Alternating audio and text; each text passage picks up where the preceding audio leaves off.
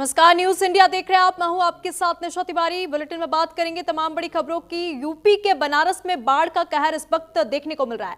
सड़कों पर पानी ही पानी नजर आ रहा है। हालात यह है कि अब सड़क पर गाड़ियां नहीं बल्कि नाव चल रही है।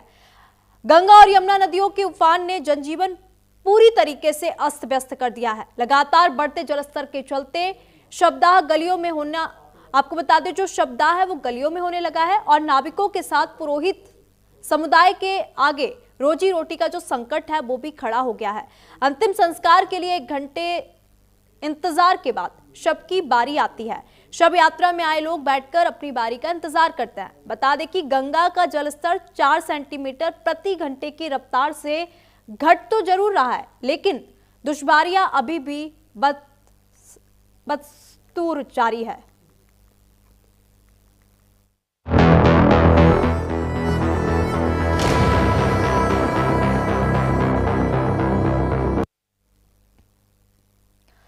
तो वही बाढ़ के कारण कई लोग घर से बेघर हो गए और राहत शिविर में अपना जीवन बिता रहे हैं। वहीं लोगों से हमारे संवाददाता ने क्या कुछ बातचीत की, चलिए आपको सुनवाते हैं। रात के तकरीबन 10:30 बज रहे हैं और इस वक्त हम वाराणसी के एक स्कूल में हैं और ये स्कूल है सुभाष चंद्र बोस आदर्श विद्यापीठ कोनिया वाराणसी में। और यहाँ पर तमाम जो बाढ़ पीड़ित हैं वो यहाँ पर आपको तस्वीरों में दिखाई देंगे। पूरा जो परिवार है, जो बाढ़ पीड़ित इलाके के लोग हैं, उनको सरकार की तरफ से उनको इन तमाम स्कूलों में शरण दी गई है। यहाँ पे खाने पीने से लेकर तमाम जो व्यवस्थाएं हैं खास तौर पर वो सरकारी तौर पर किए गए हैं और यही वजह है कि इनकी दवाओं से लेकर तमाम जो इनको सुविधाएं हैं सरकारी तौर पर वो उपलब्ध कराए जा रहे हैं। खाने पीने की तमाम जो व्यवस्थाएं हैं वो आप तस्वीरों में देख सकते हैं कि इन बाढ़ पीड़ितों की जो पूरी व्यवस्था है वो सरकार की तरफ से की गई है। उसके अलावा तमाम जो निचले इलाके हैं वहाँ के रहने वालों को लगातार अलर्ट किया जा रहा है। जब गंगा जी का जो पानी है यानी कि जलस्तर बढ़ रहा है उसके बाद से तमाम अगल बगल के लोगों को अलर्ट रहने के लिए निर्देश दिए गए हैं और तमाम जो बाढ़ पीड़ित हैं वो यहाँ पर मौजूद हैं। आप बताइए कि जब बाढ़ का जो कहर है कितना नुकसान हुआ है आपका? नुकसान तो कुछ नहीं है, घर है डूब गया है, टीना का है। हाँ, सामान वामान निकाल लिए जब पानी भरा था। हाँ, अब फिर यहाँ पे आके रह रहे हैं। यहाँ पे जो आप शिविर में हैं इस स्कूल में, तो किस तरीके की सरकारी मदद क्या क्या मिलती है? सुबह में नाश्ता, फिर दोपहर में खाना, फिर शाम को खाना, सब कुछ सही है व्यवस्था। हाँ, आप बताइए कितने दिन हो गए आपको और किस तरीके की मदद जो है वो सरकारी तौर पे आपको मिल रही है? हम लोग तो 1 तारीख से ही यहाँ पे है और जो खाना पीना चाय नाश्ता है और सब कुछ मिल रहा है, पानी वानी सब कुछ व्यवस्था सही है। और क्या चाहिए? क्या कह प्रशासन के लोग क्या कह रहे हैं? दवाएं भी यहाँ पे आप लोग को मिलती हैं? हाँ, दवा ववा भी मिलता है यहाँ पर। हम लोग को कोई दिक्कत है दवा पूछ के दिया जाता है कि कोई दिक्कत नहीं है, जांच वांच भी हो जाएगा मलेरिया का। बिल्कुल। तो अगर इस स्कूल की बात करें तो तकरीबन 99 जो लोग हैं वो यहाँ पे मौजूद हैं और ये तमाम जो परिवार है वो हैं। आशीष शर्मा है यहाँ पर बतौर लेखपाल हैं और यहाँ पर पूरा जो इन परिवारों की देखरेख की जिम्मेदारी जो है आशीष शर्मा जी पे है। आशीष जी, किस तरह की व्यवस्थाएं आप लोग की यहाँ पे किए गए हैं और जो बाढ़ पीड़ित है उनको क्या सुविधाएं मुहैया करा रहे हैं? प्रशासन की तरफ से हम लोग जो भी सुविधाएं आती रहती हैं उनको हम लोग बताते हुए हम लोग वो सुविधाएं प्रोवाइड कराते रहते हैं। जैसे हम सुबह उठते हुए इन लोगों को अवगत कराते हुए कि आप लोग साफ़ सफाई के साथ टॉयलेट सब होने के बाद हम आप लोगों को चाय देंगे। पहला चाय देते हैं हम लोग, फिर उसके बाद बच्चों को दूध और केला देते हैं, बिस्किट देते हैं, फिर उसके बाद नाश्ता देते हैं परिवार को नाश्ता देने के बाद फिर हम लोग का टाइम आ जाता है भोजन के लिए। फिर हम लोग भोजन देते हैं, फिर रूटीन के बाद फिर उसके बाद कोई आ जाता है अतिथि वगैरह हमारे, तो उनके थ्रू फिर बच्चों को फिर चाय बिस्किट चॉकलेट वगैरह मैं वितरित कराता हूँ। फिर टाइम आ जाता है दोपहर में हम लोग विजिट करते हैं नदी के तराई क्षेत्र में। नदी के तराई क्षेत्र में हम लोग लाउड स्पीकर से सबको सचेत करते हैं, सुरक्षित करते हैं और ऊपर के स्थान पे आने के लिए कहते हैं और बाढ़ चौकी पे आने के लिए कहते हैं। बाढ़ चौकी पे हमारे यहाँ डॉक्टर साहब रहते हैं, डॉक्टर साहब सबको दवा वगैरह देते हैं, पशु डॉक्टर भी रहते हैं और हमारे यहाँ पुलिस विभाग भी रहता है। मतलब सभी विभाग यहाँ पे हैं, नगर निगम विभाग रहता है, सभी लोग अलर्ट रहते हैं, 24 घंटा अपना कार्य करते रहते हैं। जिसको जिसको जो बताया गया है वो कार्य अपना करता रहता है। सब कुछ खत्म हुआ, कितनी दिक्कतें परेशानियां आप लोगों ने झेली हैं? दिक्कतें तो कुछ नहीं हुआ है। हम पानी उन्हें भरा तो हम लोग चले आए यहाँ पर, हाँ, रहने के बदे। यहाँ पे जो व्यवस्थाएं हैं उसके बारे में क्या कहेंगी? सब सही है। हाँ, सुबह में चाय नाश्ता मिलता है, दोपहर खाना, फिर शाम को खाना मिलता है, सब कुछ सही है। आज खाने में क्या खाई आप? आज दाल चावल कोहड़ा की सब्जी सुबह बना था, फिर चावल सब्जी पूड़ी शाम को। अच्छा, बिल्कुल। कुछ परिवार और भी हैं, मासूम छोटे बच्चे भी हैं। हालांकि बाढ़ प्रभावित इलाकों के लोग हैं, तकलीफें हैं, दर्द हैं खास तौर पे। आप बताइए कितने दिनों से आप यहाँ पे रहने को मजबूर हैं? एक हफ्ते से 29 तारीख से ही हम लोग के गली में पानी आया है। मतलब 2-3 दिन हम लोग वहाँ पर रहे छत पे कि पानी हो सकता है घट जाए, लेकिन घटा नहीं। जब पानी मतलब यहाँ गले के बराबर हो गया तो हम लोग को सामान लेकर यहाँ पर 1 तारीख निकलना पड़ा। और थोड़ा मोड़ा तो सामान हम लोग का मतलब नीचे कमरे में छूट ही जाता है, नुकसान हो जाता है। और इतना तेज़ पानी बढ़ा कि हम लोग को निकलना पड़ा, वहाँ पर रुकने का कोई चांस नहीं है। जो बाढ़ का पानी है अचानक आया, आप लोग के पास मौका नहीं मिला? हाँ, मतलब 1 तारीख को इतना तेज़ पानी आया, इतना तेज़ कि 4-6 घंटे में पानी मतलब 4 फीट तक बढ़ गया।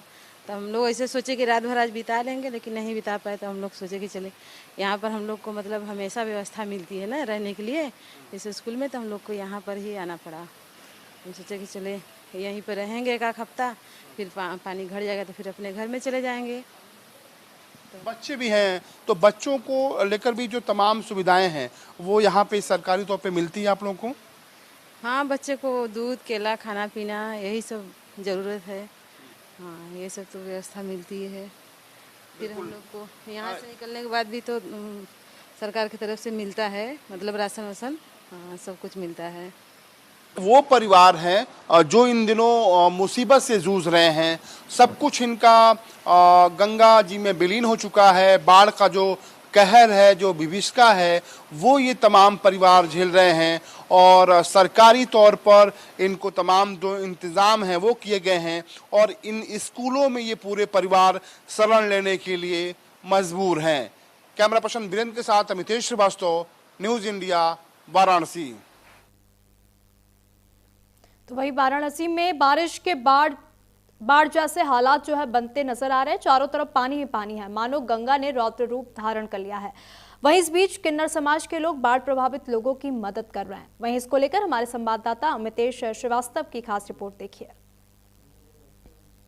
वाराणसी के तमाम इलाके पूरी तरीके से बाढ़ में डूबे हुए हैं। ऐसे में किन्नर समाज के लोग भी किसी देवतुल्य से कम नहीं हैं और तमाम इलाकों में हमारी जब नज़र गई तो ऐसी तस्वीर देखने को मिली जहां ऊपर से आसमानी बारिश है, नीचे जो बाढ़ का सैलाब है। लोग अपने अपने घरों में ऊपरी छतों पर कई दिनों तक कैद होने को मजबूर हैं, लेकिन इन तूफानी बारिश के बीच में जो तस्वीर देखने को मिली वाकई वो सुकून पहुंचाने वाली है। प्रशासन की तमाम यहाँ पर जो रिलीफ है वो भले हमारे कैमरे में कैद ना हो पाई हो, लेकिन किन्नर समाज की एक खूबसूरत पहल ज़रूर तमाम जो लोग हैं उनके लिए बहुत मददगार बन रही है। संजना जी हैं। संजना जी, हमने देखा कि बारिश में आप भीग रही हैं, आपके साथ तमाम जो आपके साथी हैं वो भी हैं। किस तरीके से आप इन इलाकों के लोगों की मदद कर रही हैं?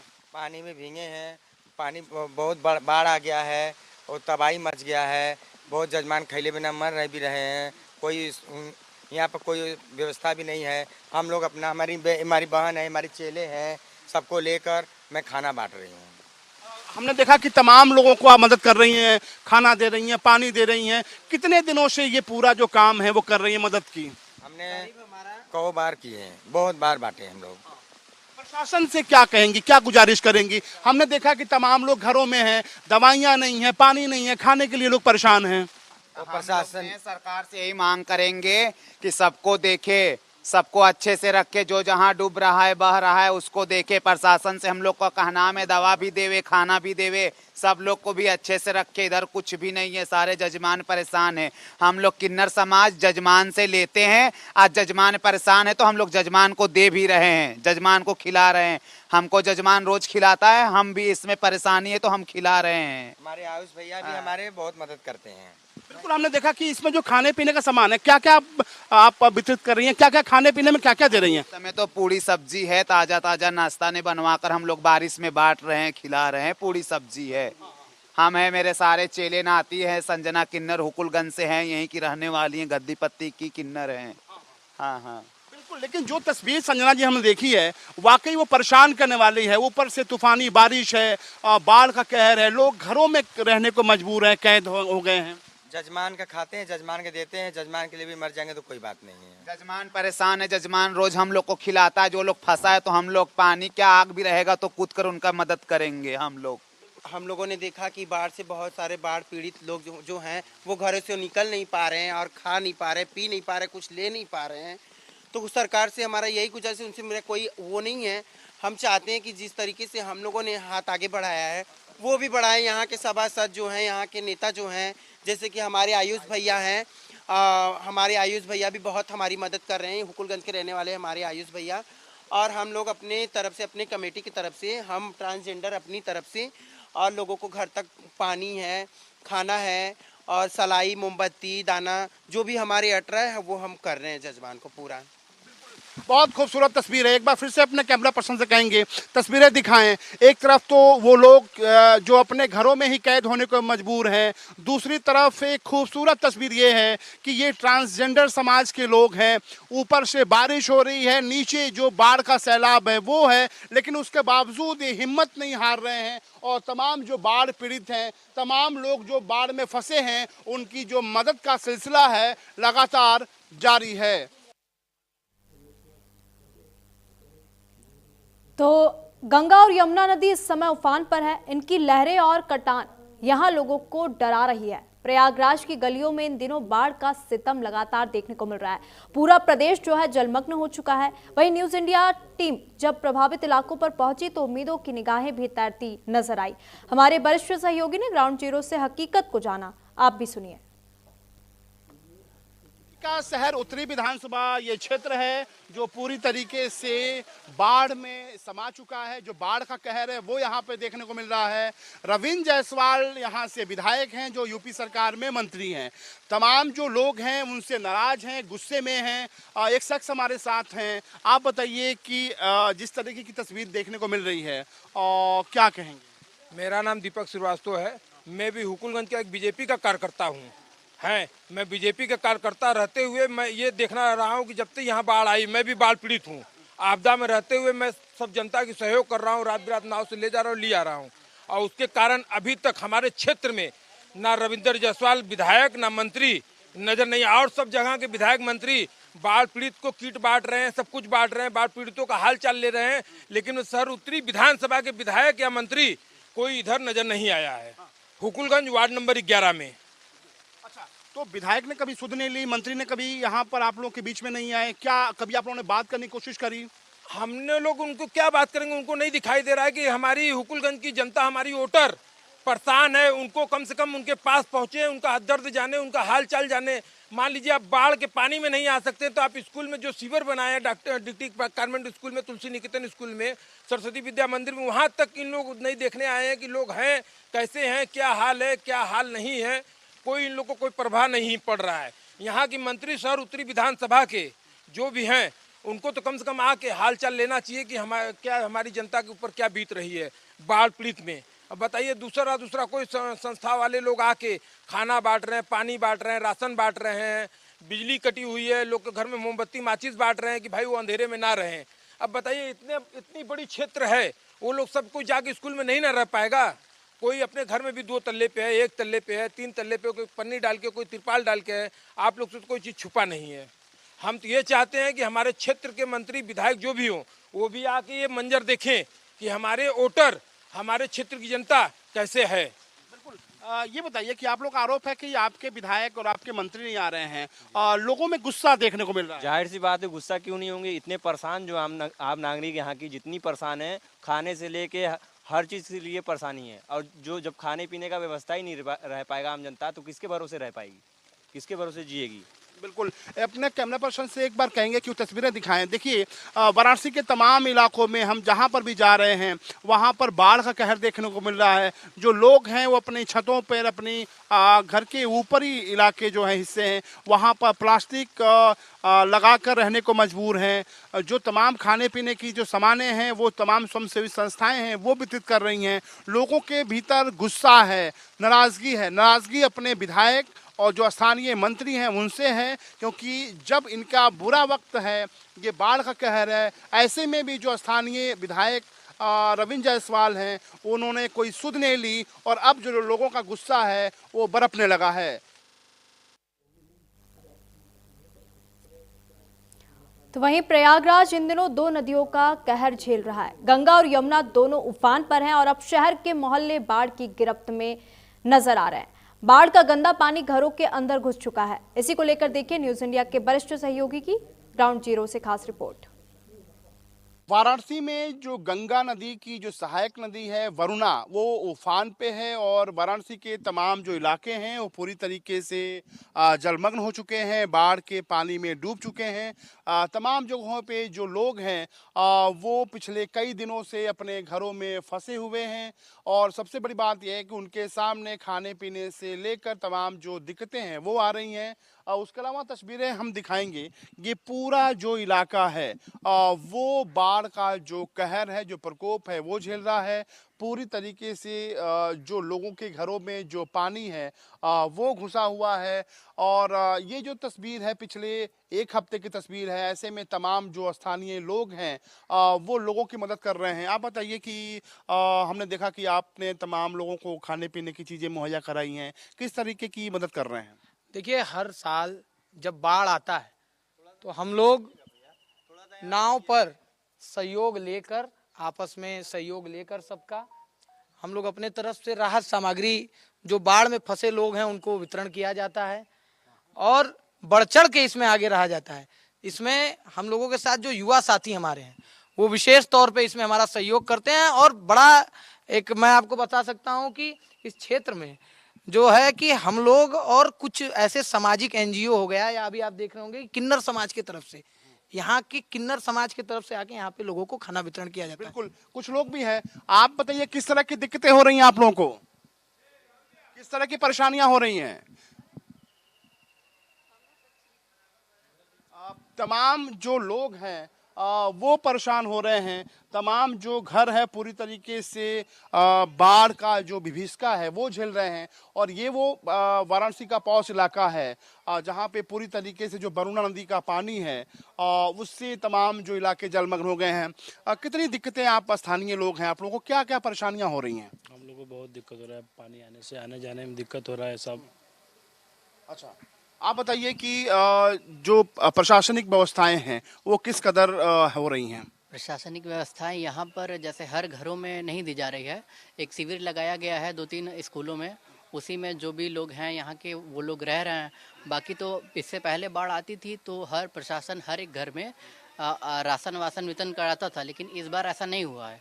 इस बार ये सिर्फ जहाँ पर व्यवस्था की गई है स्कूलों में, वहाँ पर यहाँ के जो कुछ लोग हैं वो जाके रहते हैं। लेकिन पिछली बार ऐसा हुआ था कि जो राशन था वो घर तक पहुँचाया जाता था सरकार की तरफ से, प्रशासन की तरफ से, लेकिन इस बार ऐसा कुछ नहीं हुआ। जाने आने में बहुत दिक्कतें हो रही हैं और लोगों को जानवर और ये सब इन सब चीज़ों से बहुत ज़्यादा दिक्कत है। ये तमाम इलाके जो सड़क हैं वो जलमग्न हो चुके हैं। जो तमाम मकाने हैं वो पूरी तरीके से बाढ़ की चपेट में हैं। जो सफ़र है लोगों का वो नाव से हो रहा है।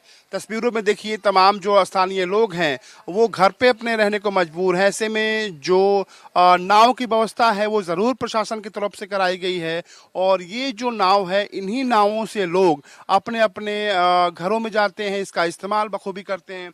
आप बताइए कि इस तमाम जो इलाके हैं जलमग्न हैं और जो प्रशासनिक व्यवस्थाएं हैं उससे कितना संतुष्ट हैं आप? प्रशासनिक व्यवस्था के नाम पे यहाँ कुछ नहीं दिया गया है। जैसे कि आप देख रहे हैं यहाँ पे 2-3 नावों को हमने भेजा है प्रशासन के तौर पे, लेकिन यहाँ पे ऐसा कुछ नहीं है। हर तरफ देख रहे हैं बाढ़ है, इस पे बस यही है। बिल्कुल। तो ये तमाम वो इलाके हैं जहां पर जो बाढ़ का कहर है वो देखने को मिल रहा है और लोगों की जो जिंदगी है वो बस से बदतर हो चुकी है। तो वहीं बनारस में गंगा उफान पर है, सभी घाट जो हैं डूब चुके हैं। 80 घाट के आसपास के मकान 1 मंजिल तक डूब चुके हैं। लोग घरों में कैद होने के लिए मजबूर हैं। बिजली सप्लाई पूरी तरीके से बाधित है।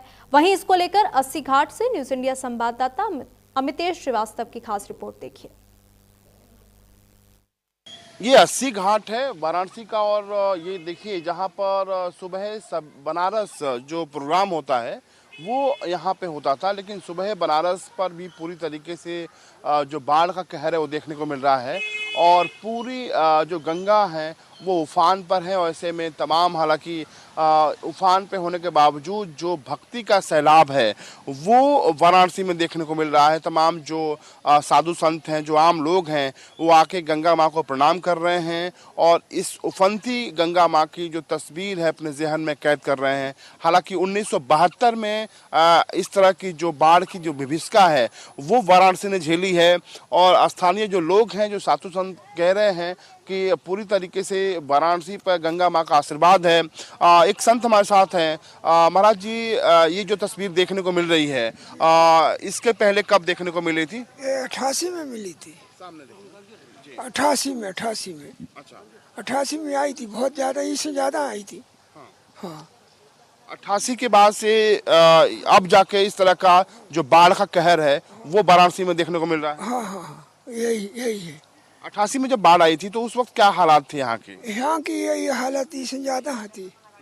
मठ में नाव चलती थी, मठ में पानी इतना भर गया था कि इपार से उपार है, जो कि मठ में भी पानी नाव चला रहे थे। हम देख रहे हैं कि भक्ति की जो वो है वो कम नहीं हो रही है। तमाम जो भक्त आ रहे हैं, गंगा स्नान कर रहे हैं यहाँ पर घाटों पे, इस घाट पे। हालांकि घाट तो काफ़ी आगे है जो कि अब पूरी तरीके से वो जलमग्न हो गया है, लेकिन यहाँ पर भी जो भक्ति का सैलाब है वो उमड़ पड़ रहा है। नहीं, जो 80 घाट पे महात्मा लोग आते हैं और भक्त लोग आते हैं, जितने 80 घाट पे आते हैं इतने अब दशाश्वमेध घाट पे नहीं है। हाँ बिल्कुल। तो ये तमाम जो लोग हैं जो वाराणसी आए हुए हैं वो लोग भी आ रहे हैं और हमेशा के लिए इस तस्वीर को अपने जहन में कैद कर रहे हैं। फिलहाल जो गंगा है वाराणसी में वो उफान पे है और एक बार फिर से हम तस्वीरें दिखाएंगे कि दरअसल ये सुबह बनारस की तस्वीर है 80 घाट की, जो पूरी तरीके से बाढ़ में जलमग्न हो गया है और हालांकि अभी भी जो भक्ति का सैलाब है वो यहाँ पर नजर आ रहा है। कैमरा पर्सन वीरेंद्र के साथ अमितेश श्रीवास्तव, न्यूज इंडिया, वाराणसी। तो वहीं प्रयागराज हो या बनारस, पानी से तबाही का गंगा का गदर जल तांडव शहर शहर। बादलों ने, आपको बता दें, बादलों ने तबाही मचाई है और जो काशी है वो डूबती हुई नजर आ रही है। सड़कें जो है समंदर बनी है, पानी घर के अंदर और जो बाढ़ की मनमानी है वो भी लगातार देखने को मिल रही है। गांव से शहर शहर पानी ही पानी देखने को मिल रहा है। वहीं वक्त हो चला है छोटे से ब्रेक का। नमस्कार।